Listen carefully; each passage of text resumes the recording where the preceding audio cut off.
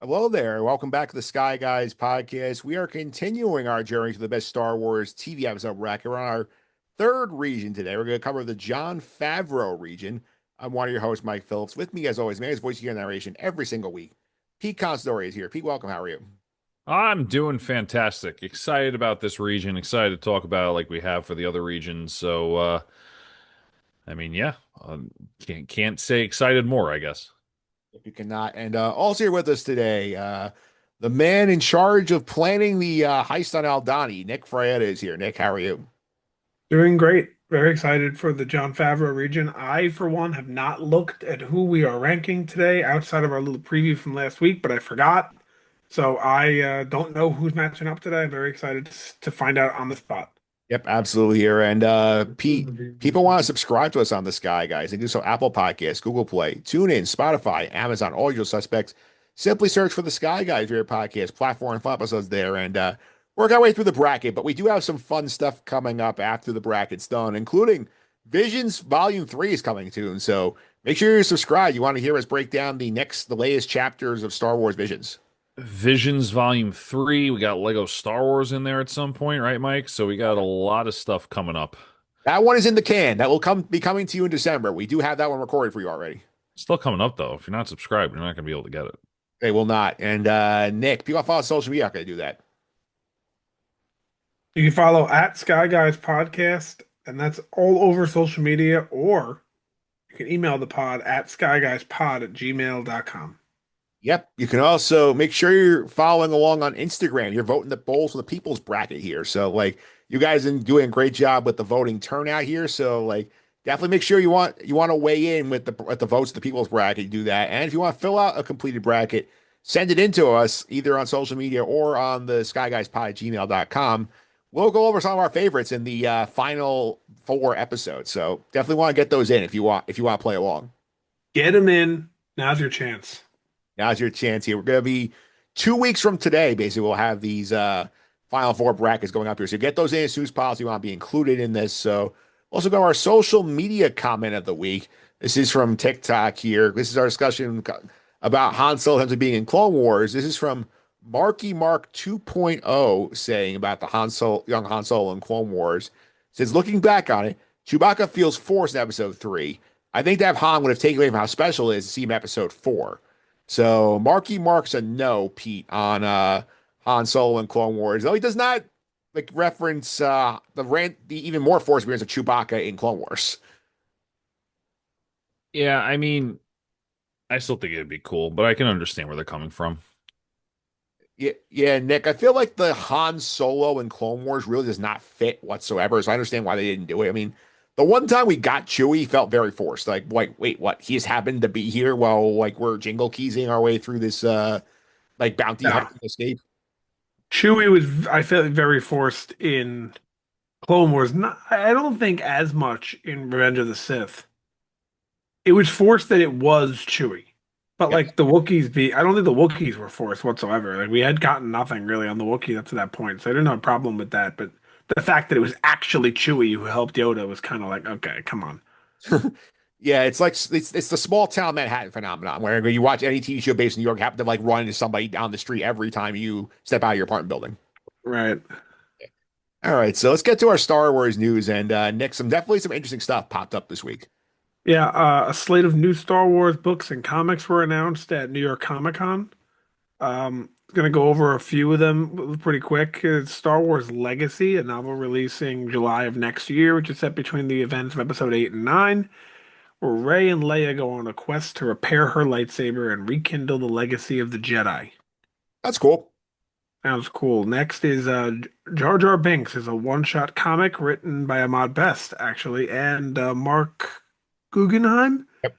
the creator of Arrow. Oh, I like that show. I probably should have known that. Which sees Jar Jar team up with Keller and Beck after the events of the prequels and is releasing on February of next year.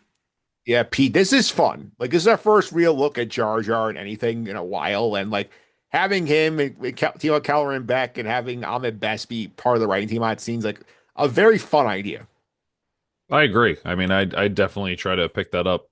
I, is that going to be physical or digital media, do we I think think? both. Both. Yeah, I'll probably pick that up. It sounds very interesting. I like comics, so it would and good for Ahmad Best, honestly. Like just going from what we heard about his career start to now, is just fantastic. Yeah, you can pick this up when it comes out. No, no, I'm not. Yeah, your Jar Jar out. No, I'm just it's just not I'm not going to do it. Next is a manga called Star Wars Visions. Oh boy, Sukomo. Tsukumo, releasing on July 14th, big day, 2026, which sees a Jedi Knight accompany two droids to a droid paradise after the events of Order 66. Right up Pete's alley. Nope. Yeah. Last, The Art of Andor and The Art of Acolyte, visual guides to the art and cinematography of the respective shows, both dropping next year. The Acolyte one in January, the Andor one in May. More intriguing the Andor one than the Acolyte one, to be honest. Except for episodes, don't forget episode five. Yeah, well, we'll see. Episode five of Acolyte, top, top, top. Yep. Barely missed the bracket, the Acolyte episode 5. Yeah. Next here we have Bryce Dallas Howard revealed some information about Ahsoka season 2 at the New York Comic Con, including that episodes will range from 45 to 60 minutes, and post-production will take about a year. She doesn't know if there'll be a third season yet. The target release date appears to be November of 2026, roughly. It's a little bit later than I thought, but not much. And I'm excited to hear about the 45 to 60 minute episodes. I feel like in the past we're barely getting 30. Yeah, Pete, we definitely had this crisis in the past. I think there was one episode, I think I want to say episode 2 of Ahsoka, I want to say was like 32 minutes. You're like, guys, there's not enough story here. Like, I like that we're doing the longer ones. I don't mind the longer post-production time if it makes it look better than not be rushed. I agree. If they need the time, I think that it's definitely good to not rush and to put your time into post production and make sure it looks good. And yeah, I mean, I'm a little disappointed. I don't know if I want to wait all the way till the 2026 November mark, but I mean, again, if we have to wait, then so be it. The run times do make it very interesting as well. Probably have a little bit more story to tell, and maybe there's more runtime because they're trying to set up maybe not having a season 3. Maybe they want to kind of wrap it up in season 2 just in case they can't get a season 3. Because it seems like it's pretty uncertain if they're going to get that yet or not. Yeah, I'll also add here, like with the holiday era release schedule here, like next year, Chris is on a Friday. So that will help us in terms of being able to watch the episode. We'll not be like up against it trying to like watch it and pod out. So good helps us if they stick to the Tuesday schedule. Yeah, and just to say for the audience, like when we say we want these episodes longer, of course they need to be longer, not just for the sake of being longer. Like longer doesn't necessarily mean better, but like we want more story. We want more. That's all. Yeah, there are points I feel like you were rushing a little bit with like, in through certain episodes, certain shows because you're trying to just shut up Yeah. the little box. And It's okay to have it 10 more minutes in an episode and just relax. character development really helped. You have more time to let the characters interact with each other. Of course, yeah. Last thing here is financial documents obtained by Forbes revealed that the actual cost for The Rise of Skywalker was $593.7 million, which makes it the third most expensive movie in history. Disney did get a $103 million reimbursement during production and netted a profit of $48 million on the movie, which made over $1 billion in the box office. Before we talk about it, you said it's the third most expensive movie. What are one and two? I had Do you not. know? The article did not say it. I'm guessing that one of the avatars probably high up there. And I'm gonna try to find out while you and Pete discuss. Yeah, Pete. Like when I know one of the big headlines when this came out was, "Oh, $1 billion." It was terribly critically received and by the audience, but people went and watched it here. But $48 million profit for a movie is nothing compared to what you're hoping for if you're at Disney. Yeah, well, I think they were hoping for a lot more than what they got. I think that a lot of people went because they wanted to finish the trilogy, not because they were super, also they might have been super duper excited, especially with the Emperor Palpatine kind of tease in the trailer. I remember seeing that. I was like, oh crap, he's back. Um, it's a huge price point, especially for when it was released. It's a huge price point now. Yeah. Um, and visually, I can understand there was probably a lot there, a lot of CGI, a lot of budget probably went into a lot of post-production stuff because, I mean, visually, it's still a very nice movie visually. It's just the storyline is what you look at it and you're like, oh, why'd you spend so much money on it? So for that time, they were probably looking for a bigger payout and it just didn't come. At least it was profitable, right? At least they didn't lose money on the deal. Yeah, they barely made money, but they made money. Right. Yes. Nick, did you were you successful at finding the two most expensive movies of all time, Mark? I think I'm just confirming right now. I'm waiting on one answer here. We don't have, it's not confirmed, but it looks like the two. Number two is The Force Awakens, Okay. and number one is Jurassic World Dominion, which is the one I believe from 2022. That might be the one they were shooting during COVID. I believe it is. Yeah. Again, I don't know how credible the source is, and I find I'm just kind of looking things up randomly here on like using AI and trying to find things on Google and combine the two, but that's what it says. Yeah, fair point to see that here, but like we'll see. I know like Mandalorian Grogu was a lot smaller budget than that, so we'll hope that they make it more of a profit on this movie than they did on Rise of Skywalker. Yeah, I mean, I wasn't really participating in the combo that you guys are talking about, $48 million. Sometimes you're paying an actor $20 million alone. Yeah, that's in the budget. Oh, okay, okay, never mind. Okay, the profit's just for them themselves. You got it. Yeah, because generally the rule was basically like 2x at least what your budget is what they consider breaking even. So Yeah, no, I mean which to me Why don't makes they no just take? sense. If you're a profit, you're profitable, but Why don't they just show the budget on what the budget is? it's a lot of cage stuff for their investors and like the stocks and whatnot. So I think they try and obscure like if they can. Because like you look at a movie like Solo, for example, Solo lost, if I remember correctly, Solo lost money, right? Yeah, Solo was in development hell also. There's a lot of reshoots late. I think like Ron Yeah, Howard. right, right. Yeah, But if you go quickly and just look at how much the budget was and what they made in the box office, the budget says that they spent 330 and the box office was 393. So you would say, "Oh, that means they made $63 million," but they didn't. yeah, yeah, because they basically you don't recoup your because like you don't recoup your costs. So basically, like because you also doesn't factor in like advertising, sending out your stars. That's what I'm saying. I just feel like it should. It should, but like they don't. It's all like budgeting things. Like they sort of like make themselves look better. It's all like fuzzy Yeah. financials to write off stuff for taxes. That's what it all comes down to, huh? Yep. So is that it for the news here? Yep. Let's get going with the Favreau region, which I've now seen.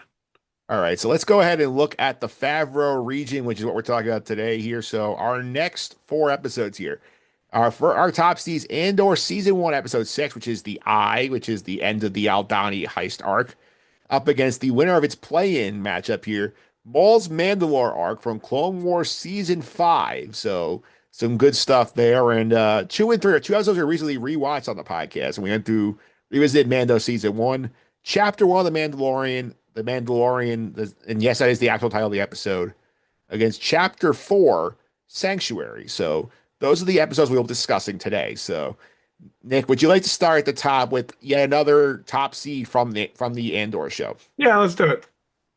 All right, so let's go ahead and talk about the Eye, which is the episode here with the Aldani heist going on here. You get the visual spectacle of the Eye going on. So I think a lot of cool stuff going on here. There's a lot of chaos with this raid. You have the turn at the end where Skeen tries to convince Cassian to sell out the rebel crew in order to just abscond with their profits and leave. Cassian is horrified by this because they have basically stopped to treat Nemec, who has been wounded in this, and Nemec is the moral compass of the mission. Nemec dies. Cassian kills Skeen for his treachery, takes his cut, and leaves. And all sorts of chaos here. We see Luthen get excited that they have finally scored one on the Empire here. So, Pete, start us off on this episode here, on the Eye. Why you think it is such a good episode? um I have to be honest with you, I don't remember much of it. I know it was a while ago.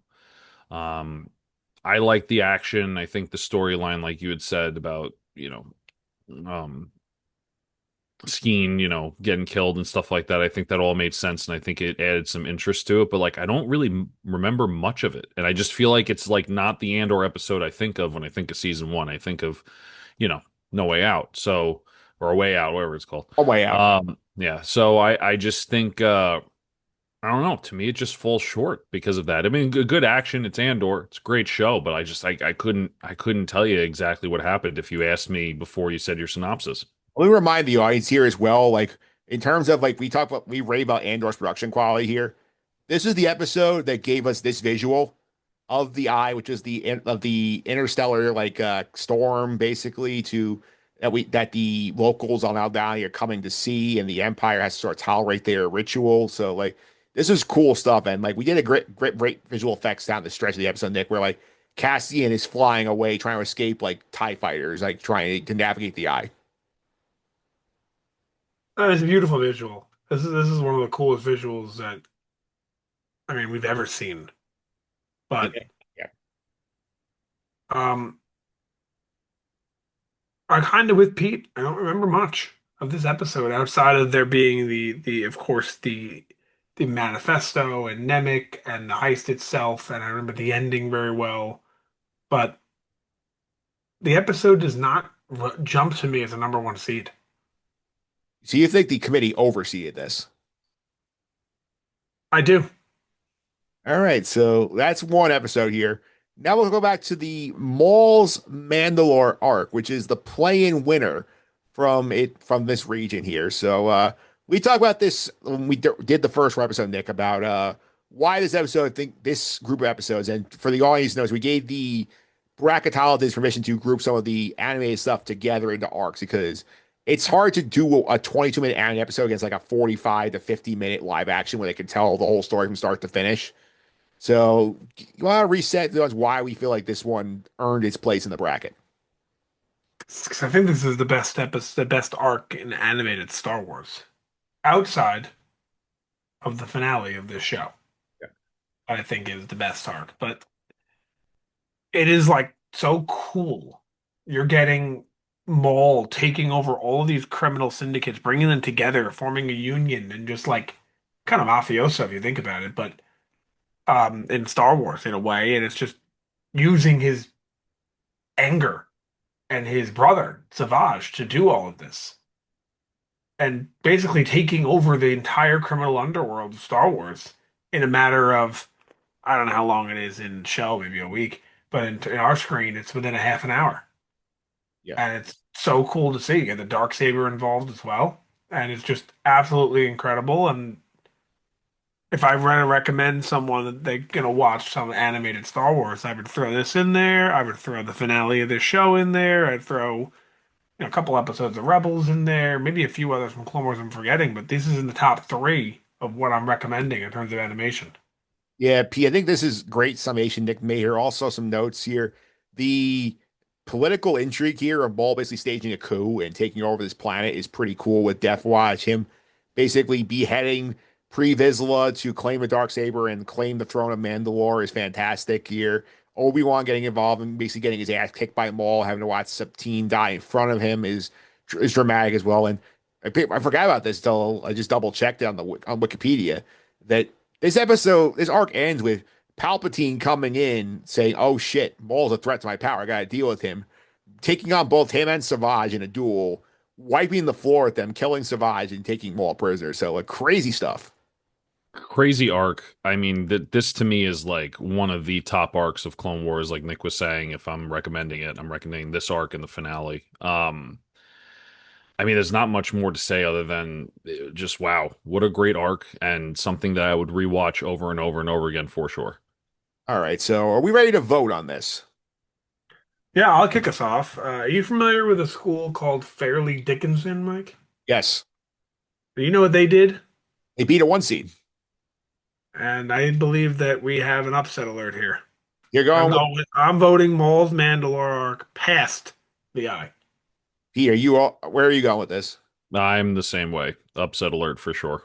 Yeah, so I'll make it a sweep here. I feel like of the Andor one season, I think this is the weakest of the four by far.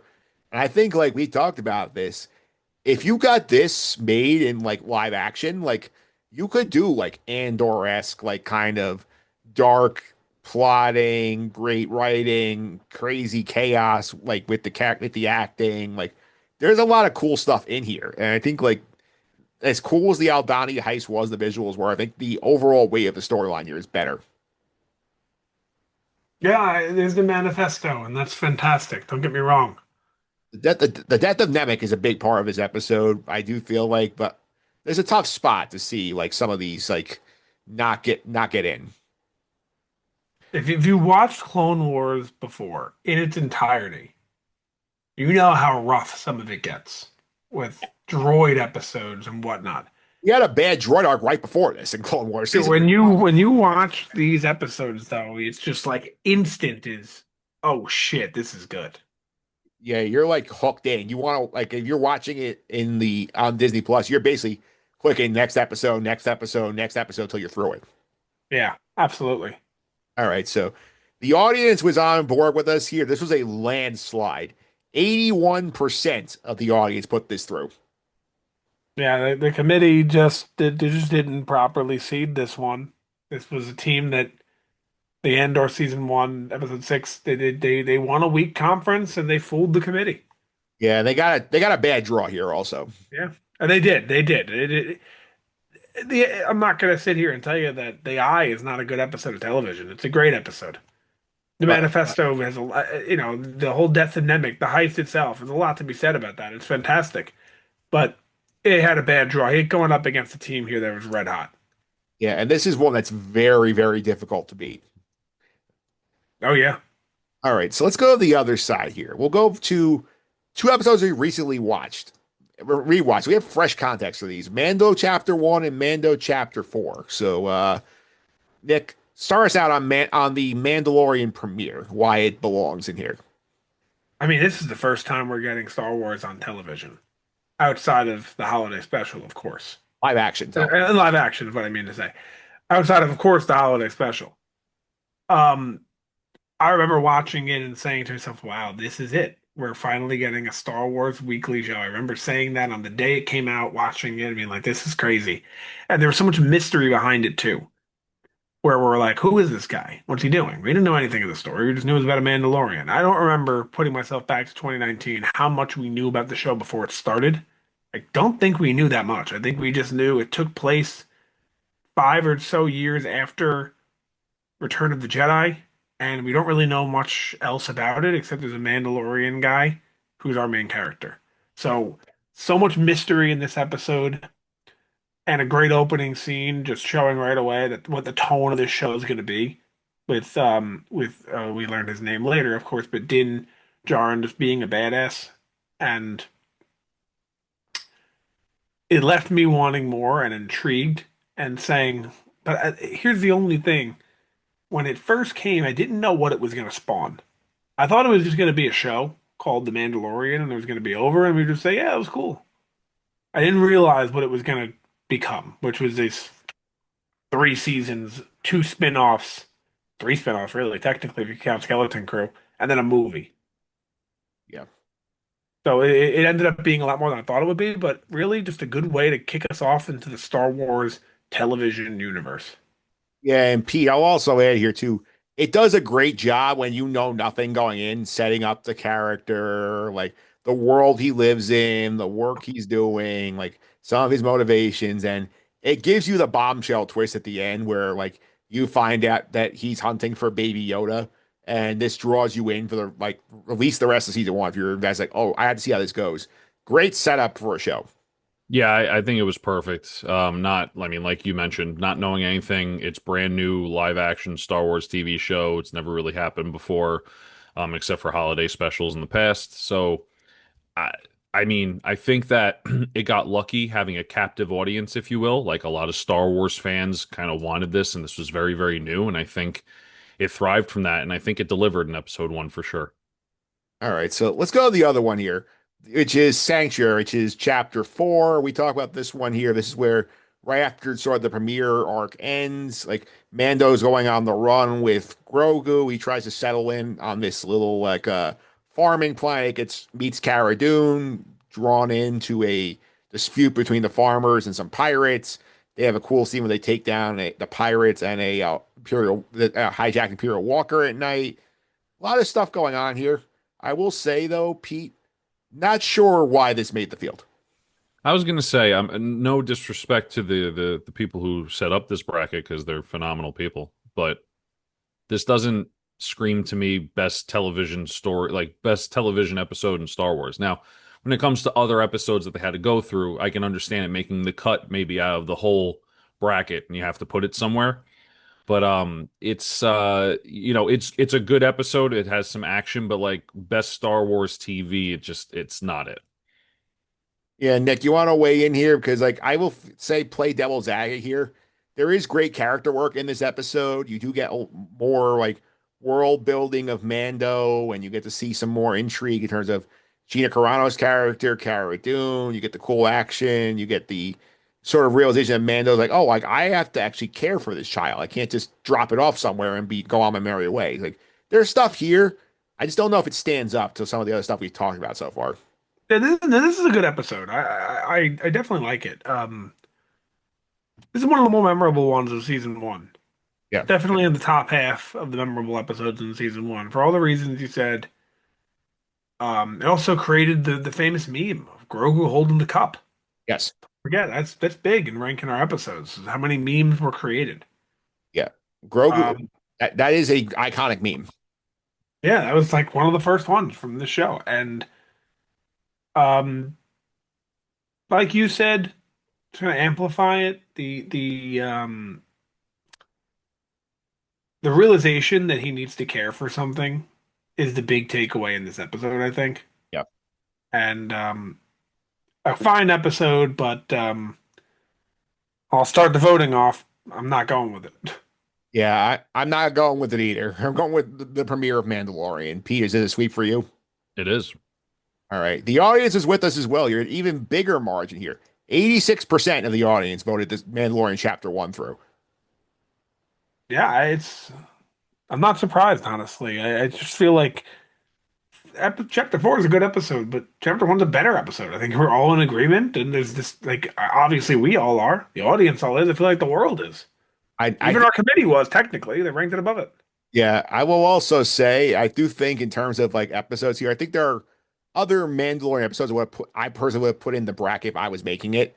Yeah, we know one of them. I know your pick for one of them. I also will say here, I think like two other ones I think that I would have slotted in ahead of this one if it was up to me. Chapter 6 in season 1, which is the after we meet Bill Burr's character and we have the prison break on the New Republic ship. That's pretty cool. And I think also, I think the episode everyone forgets about at the end of season 2, the episode chapter 15 where they have to go get the code breaking stuff and Bill Burr's character comes back. They have that great moment. Looking forward to watching that one again in January, February. Yeah, me too. I agree. All right, so now we're down to the brass tacks here, which is Mando premiere, Mando pilot, Clone Wars Maul arc, Mandalore arc. This is a very tough decision here. Not for me. Pete's shaking his head. No, I No. think he's all in on the upset. Pete's all No, it's 100% the upset. I mean, look, I think Mandalorian. I've said this before about the Mandalorian show as a whole. I think it had a captive audience. It's a great episode, but when it comes to the best TV episode in Star Wars, it's just the start of a show. There's not much there except for introducing a character and introducing what the storyline will be for the next 6 episodes.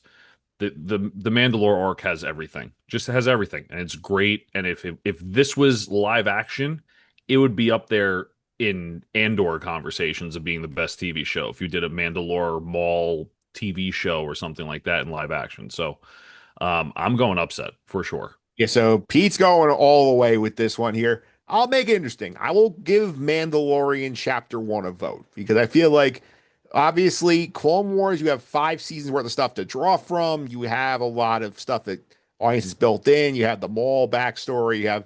They've been doing work on Mandalore in the previous seasons that you can sort of draw from here. This is okay. you have to trust us on this show. And I think they did a good job of setting you up to be invested in the show. So I think I will give it the nod here. Nick can break the tie. I will break the tie, and I will go with Pete. I agree with Pete. Yeah, so we're going Maul's Mandalore going first four of the final four.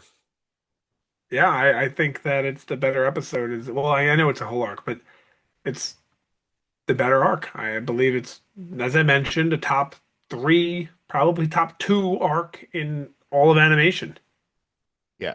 Fantastic arc. Like I have no problem with it advancing. I just felt like the case need to be made for what Mandalorian had to deal with. I know there wasn't always looking for live action Star Wars here, but this episode you could have easily done it poorly and no one watched the show. Like this show, this is a very good episode of television.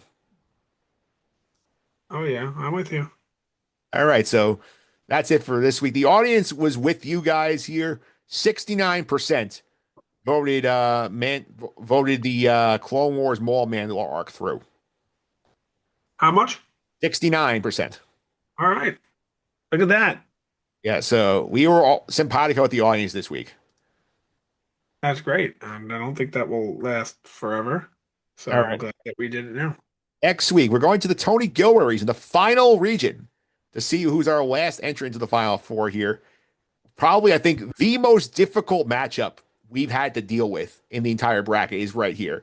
We got Andor season 1 finale, Rick's Road, against the finale arc of Clone Wars, Siege of Mandalore. That's going to be a heavyweight fight next week. I can see that.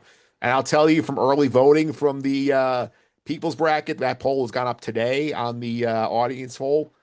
Very tight so far in that vote. So this is going to be a very interesting debate there.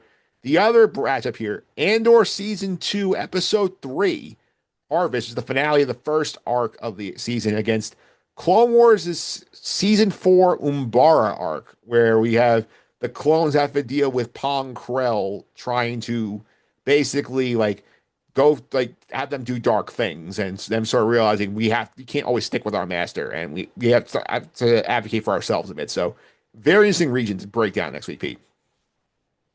Is Andor season 2, episode 3, where Mon Mothma's dancing? Yes, that is that episode. All right. Well, I know who's winning that one for me. All right, so that's coming up next week here. I want to thank you guys once again for coming on the podcast. Pete, if you want to follow you on social media, I'm going to do that. At Consy29 on Twitter, CONSY29, AP Tyler 308 posted this background on Reddit. Make sure you check him out. Nick, one more time. If you want to follow us on social media, I'm going to do that. At Sky Guys Podcast all over social media, and at skyguyspod@gmail.com if you'd like to email the pod. Yep. You can also, again, do not forget to vote in these polls as you see them on the social media, on the stories or Instagram, because you guys are making a lot of fun for us to play along with you and see how you guys are feeling about the bracket. So keep an eye on that. You can also follow me on social media, mphillips331, MPHI LIPS331. This you go over the Just in the Suffering podcast. Nick actually stopped by. We did some NBA over-unders. Yeah, go Sacramento and go Atlanta. Yeah. Yeah, Nick is all in. Nick is all in on Doug Christie and the Kings. That's right. Yeah. All right, so you can check that out over there. We'll be back next week to cover the last region before we get to our final four. Until then, may the force be with you.